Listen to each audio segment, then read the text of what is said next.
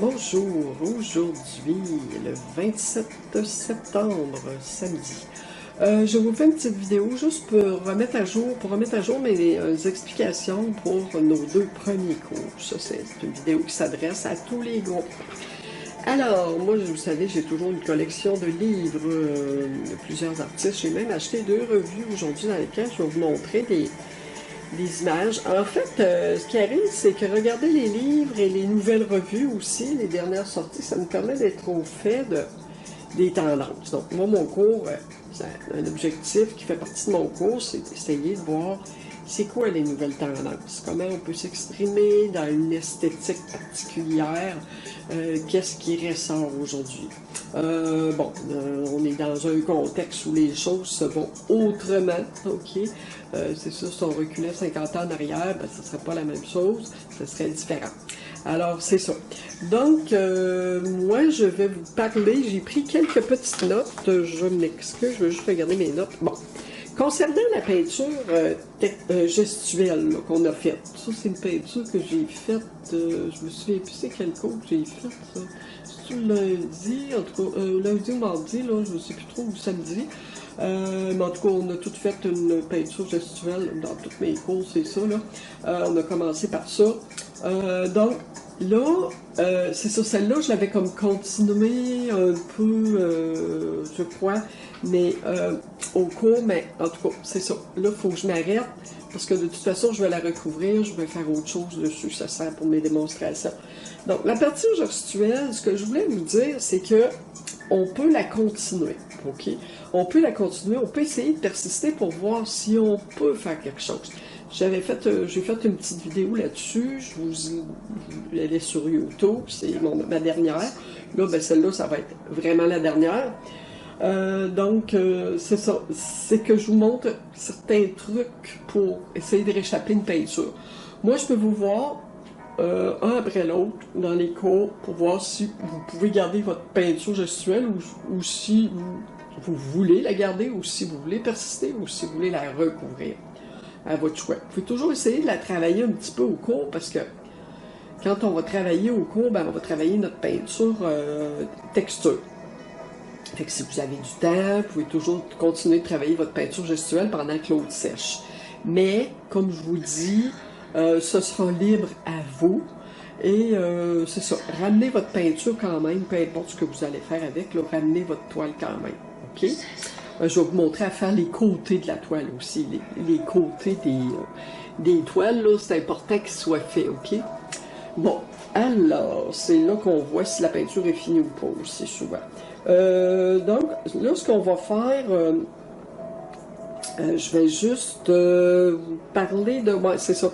Là, j'avais écrit comme deuxième projet peinture cropping. Cropping, ça veut dire on fait une trace et puis on la reproduit sur la toile 2-3 fois. Par exemple, admettons que j'ai cette trace-là. Je pourrais aller la faire sur un papier, feuille de polypropylène. Moi, je me sers de ça pour faire mes croppings. Cropping, ça veut dire recadrer. Cropping, ça veut dire prendre une partie de quelque chose et la focusser sur une partie d'une image, admettons.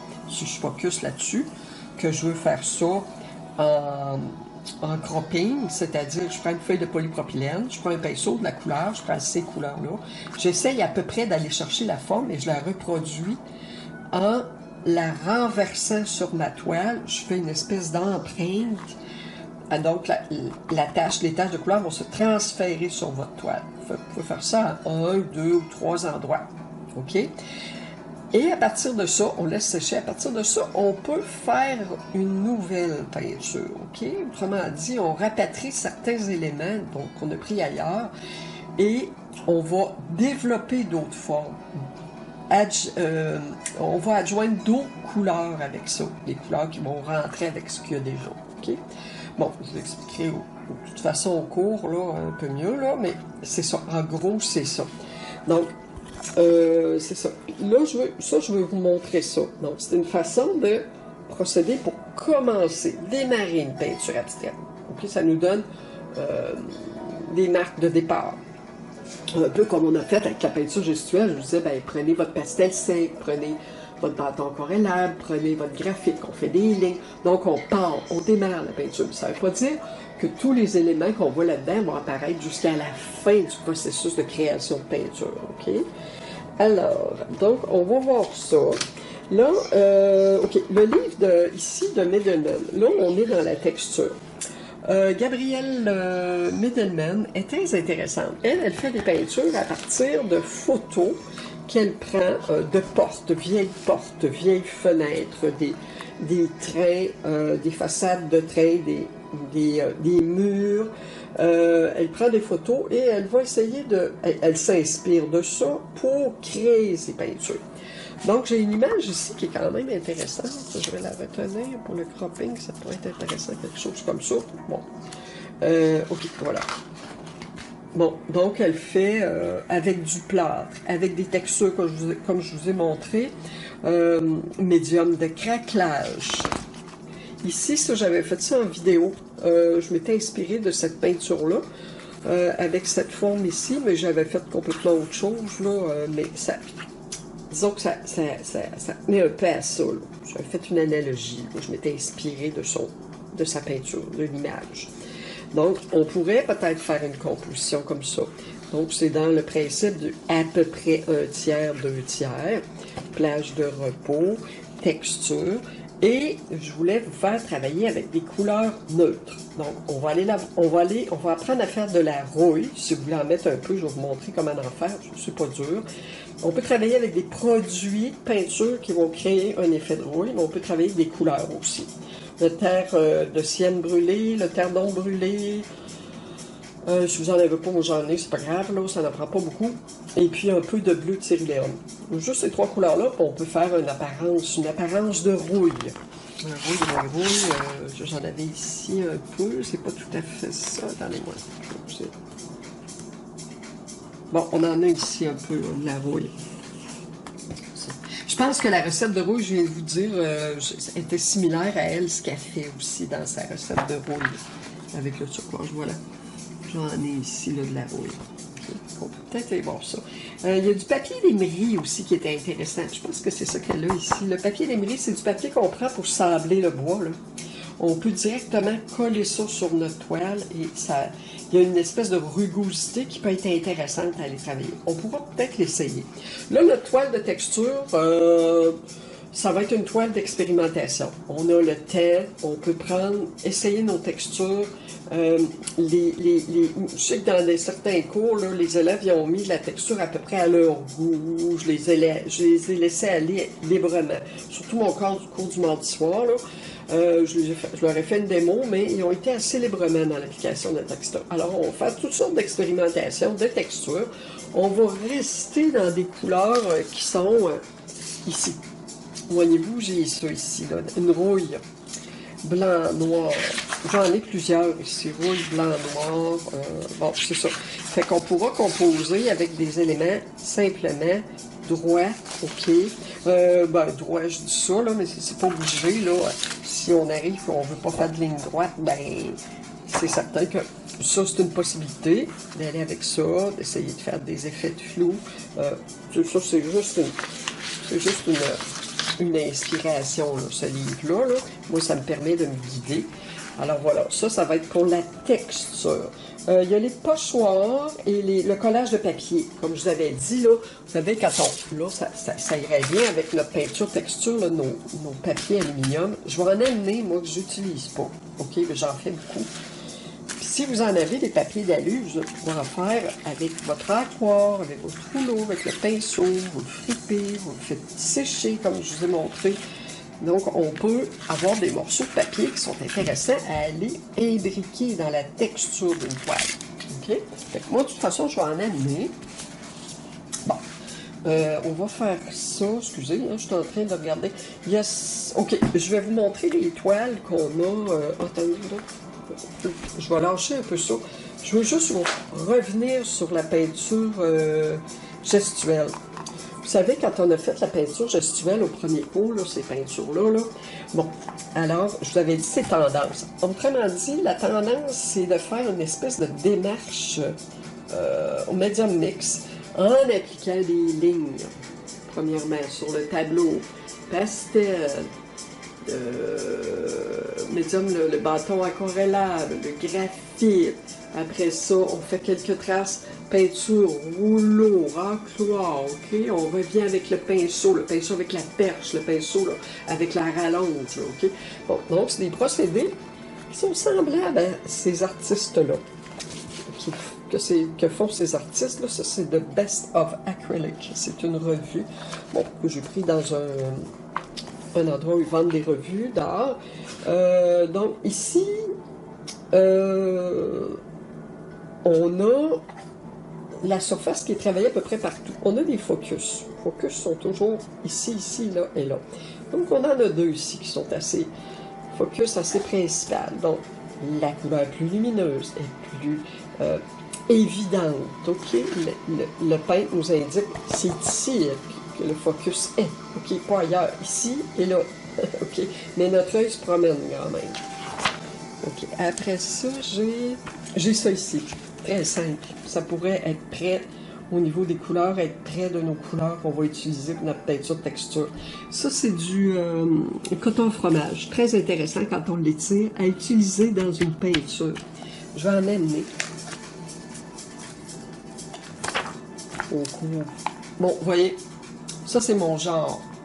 Dans le sens où mon thème souvent qui ressort quand je fais des peintures abstraites. On voit des semblants de villes, paysages. OK? Je fais juste vous montrer les images un peu. Là. Voilà ici. Pochoir. Il y a des pochoirs là-dedans. S'il n'y a pas de pochoir, en tout cas, il y a l'idée du pochoir. Forme. Mécanique. Forme. On ne voit pas qu'elle est tracée par la main du peintre. Ou plus ou moins. Ça fait assez graphique comme qualité, là, esthétique. Ici, regardez, ça ressemble à nos peintures gestuelles. Ça aussi, on est dans des couleurs neutres. Intéressant. Je suis contente de vous montrer ces images-là parce qu'au cours, j'ai pas beaucoup de temps, étant donné que nos cours durent 2 heures, sauf le cours du samedi, bien sûr. Voilà, encore ici, un exemple de peinture abstraite. Intéressant. Focus ici beaucoup. Ici, on a une espèce de contraste qui est assez aussi évident. Qui met ces deux parties-là en compétition. Mais juste assez pour que notre œil parcourt la toile au complet. Puis notre œil doit voyager dans la toile. Ici. Ici où c'est intéressant, le format vertical. Je vais aller explorer ça dans le format vertical. Bon, OK. Alors ça, c'est vu. Il y a aussi les ciels qui sont toujours intéressants à travailler à l'acrylique. Ça, c'est un ciel au pastel, mais c'est pas grave. C'est juste pour la forme que je vous montre, puis la couleur. Donc, c'est des choses qu'on peut apprendre à faire. En tout cas, moi, j'ai une vidéo là-dessus, là, les nuages. Là. On pourra peut-être revoir ça encore, là, si ça vous tente à un moment donné. L'effet nuage, l'effet de fondu de couleur. On travaille toujours ça. C'est toujours bon de travailler ça dans un cours d'acrylique. Toujours intéressant. Je vais vous montrer les toiles qu'on a fait au cours, les textures. Bon, OK. Je fais une petite parenthèse. Pour votre expérience personnelle, vous pouvez aller vous chercher, travail à la maison, OK? Vous pouvez aller vous chercher un livre genre sketchbook, OK? Ça, ça a à peu près 8,5 11, là, la grandeur. Un livre sketchbook, moi, je prends ça, là, chez... vous pouvez vous acheter un livre à médium mix, là, cahier à médium mix, là, au mer de serre, mais vous pouvez simplement prendre un petit cahier, ou 2, ou 3, comme vous voulez, pour faire des petites peintures. Vous allez prendre ça chez Dollarama. Ces cahiers-là, moi, je les trouve très beaux. Donc, moi, je commence directement à l'intérieur de la page couverture, là, direct. OK, je commence. Je mets un plastique entre chaque... je mets un plastique parce que là, je pense que j'avais mis du médium là-dessus. En tout cas, ça colle. Alors, il faut que je mette une petite page de plastique là, ou de papier journal là, pour empêcher de coller. Voilà. Alors, ce qui donne... Donc, ce qu'on fait... Moi, je pourrais vous montrer comment faire ça au cours. Je vais vous montrer un exemple. Donc, je travaille avec le racloir, je peux travailler avec le pinceau, je peux travailler avec l'éponge, je peux travailler avec le rouleau. Moi, je travaille surtout avec le rouleau et le racloir. Quand je fais mes essais comme ça. Donc, je racle la couleur. Donc, ce qui me donne des effets particuliers. Je peux faire un collage avant. Je peux faire un collage après avoir fait ma peinture. La peinture est encore humide. Mais je fais mon collage, OK? Voilà, il y a du collage là-dedans. Ici, c'est de la peinture. J'avais fait un collage. Oui, je pense que j'avais fait un petit collage de papier de soie ici. Donc ici, j'ai un autre effet. Raclage de la couleur, rouleau. Ça se fait très rapidement. Ici, un collage de papier. Donc, un collage d'une photo. C'est une photo ici. Et j'ai appliqué de la peinture ici. Voilà. Ça colle. Ah, j'ai rien fait là-dessus. Non, c'est bon. Bon, c'est ça. Alors, je continue avec mes effets. Je peux revenir sur ces effets-là. Donc, je prends la couleur. Je me dis, dans ma journée, comment je me sens dans ma journée. Je me sens bleu, je me sens rouge, mauve, noir, blanc, rouge, rouge, blanc. Voilà. Collage de papier journal. J'avais mis des teintes, je n'ai pas encore passé. J'en ai-tu un? Non, on n'en est pas d'autres. Alors voilà, je pourrais toujours faire un essai à l'école, juste pour montrer comment on peut travailler avec ça. Moi, j'en fais pas tous les jours, j'ai lâché ça un peu parce que j'ai d'autres choses à fouetter, là, mes cours. Mais c'est ça, c'était pour essayer de vous donner une façon de vous pratiquer chez vous. Ça prend 5 minutes, même pas des fois. Et puis vous faites une peinture par jour. OK? Donc, vous faites une fois, vous laissez sécher. Donc, vous ne pouvez pas faire une deuxième peinture tout de suite parce que celle-là n'est pas sèche. Alors, on n'a pas le choix d'attendre. Pour ça, je vous dis, vous pouvez acheter 1 ou 2 ou 3 cahiers si vous voulez faire plus d'une peinture. Donc, c'est $, ça coûte pas cher, c'est 4 $, ces cahiers-là. Là. Donc, c'est intéressant comme exercice. Bon. OK. Alors, peinture texture. Je voulais juste vous dire rapidement. Vous savez, on a appliqué, mon groupe du lundi, mettons, là, on a appliqué, c'est mon groupe du lundi, ça? Oui, je pense que oui, c'est lui. On a appliqué de la texture. Donc, on a essayé de composer à joint, on a collé du papier, on a collé un autre genre de modeling paste que je vous ai fait essayer. J'ai fait des marques dans le modeling paste ou modeling paste. Ça peut être la recette de texture que je vous ai donnée, c'est la même chose. Médium de texture ou modeling paste, là, ben, c'est en anglais, modeling paste. Là. Médium de texture ou la recette que je vous ai donnée avec du bicarbonate de soude, c'est la même chose. Okay?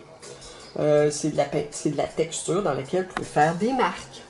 Ok, vous l'étendez, vous voyez ce que ça donne. Vous donnez une épaisseur maximum 2 mm là, pour que ce soit trop épais.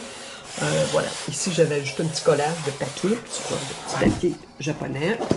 Ici, j'ai collé un morceau de textile. Je ne l'ai pas fait faire à tout le monde, j'en avais pas beaucoup, mais il m'en reste encore ce textile-là.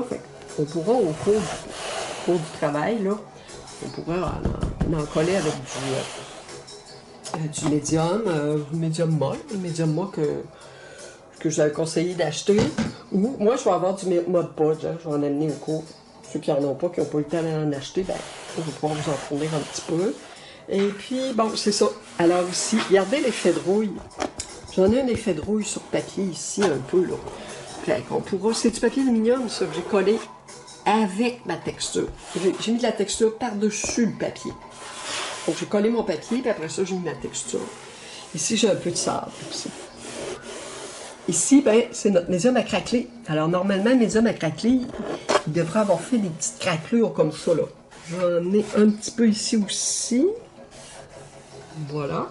Et puis, mon groupe, je pense que c'est le groupe du samedi. Donc, on avait, c'est ça, du petit médium à craqueler aussi. On avait fait des marques dans le médium de texture modeling paste. Là. Voilà. Alors ça va être intéressant à travailler. Donc, si on a des papiers comme ça, intégrés, ben, on pourra le faire. OK? Ou d'autres papiers, ou des papiers que vous avez faits. Moi, je vais en amener aussi. Là. Si vous voulez vous en faire un peu en fin de semaine, ben, vous pouvez. Là, ici, j'avais collé un papier d'alu sur ma toile. Bon, voilà. Alors, moi, aujourd'hui, en fin de semaine, c'est sûr que je vais me faire un petit essai là, au niveau des couleurs pour voir si ça va bien aller pour vous, là, pour faire ma procédure, pour qu'on y aille étape par étape. Et puis, comme je vous dis, je m'en tiens un peu à ce livre-là de mes domaines pour la peinture texture, qui va avoir des couleurs dans les... On va avoir des couleurs neutres.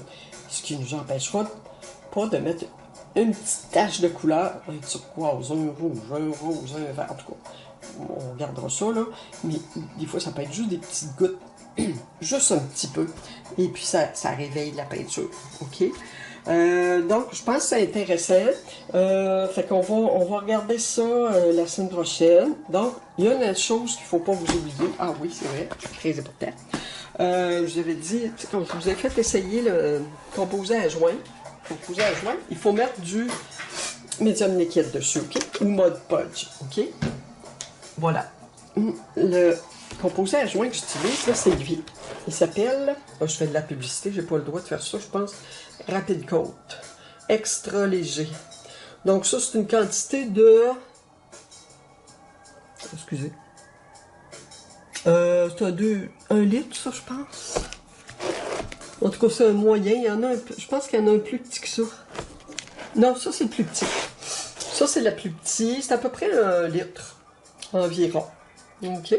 Alors, ça, c'est intéressant. La seule chose, c'est qu'il faut toujours... Ça va de pair. Toujours le médium liquide. Ou ça, c'est un médium à glacis, ça marche quand même. C'est comme le médium liquide, c'est la même chose. Médium mat ou médium brillant. OK? Quand je vous dis médium liquide, ça rassemble... Quand vous allez aller chez Pinceau, si vous allez chez Pinceau, là, vous allez voir, c'est marqué médium liquide pour l'acrylique. Donc, médium liquide, ça veut dire c'est du médium à glacis, c'est du médium mat, c'est du médium brillant, c'est liquide. Donc, on peut prendre un pinceau, mélanger ça à nos couleurs. On peut prendre un pinceau, faire nos collages, OK, avec ce médium-là. Voilà. Alors ça, c'est ma texture. À l'intérieur de ces textures-là, on peut aussi mettre des papiers, coller directement papier et texture, comme j'ai fait là... Ben, en fait, c'est ça que j'avais fait ici, mais il est en dessous de cette texture-là. ça fait un petit bout de temps. Mais je vais toujours mettre une petite couche de médium liquide en dessous de mon papier et sur ma toile avant de coller mon papier. OK? Puis si je veux rajouter tout de suite du médium de texture, ben, je peux le faire. OK? Je suis pas obligé de le laisser sécher complètement. Idéalement, je le laisse sécher. Mais, en tout cas, c'est large. C'est juste qu'il faut juste faire attention pour bien faire les choses. Là, comme je vous dis, c'est toujours mieux étape par étape. Bon, voilà. Alors, on va se revoir au cours avec plaisir. Et bon, si vous avez des questions, ben gênez-vous pas pour m'écrire. Hein? Ça va me faire plaisir d'y répondre. Et on va se retrouver la semaine prochaine. Merci.